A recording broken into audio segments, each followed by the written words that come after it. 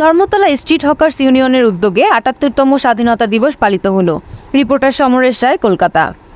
আজ ১৫ই আগস্ট বৃহস্পতিবার কলকাতার রেড রোডে যখন স্বাধীনতা দিবস উদযাপিত হচ্ছে, তাহার সাথে সাথে সারা দেশে একইভাবে যখন স্বাধীনতা দিবস উদযাপন শুরু হয়েছে, ঠিক সেই সময় ধর্মতলা হকার্স ইউনিয়নের উদ্যোগে ধর্মতলা বাস স্ট্যান্ডে ৭৮তম স্বাধীনতা দিবস পালন করলেন জাতীয় পতাকা উত্তোলন এবং সাংস্কৃতিক অনুষ্ঠানের মধ্য দিয়ে।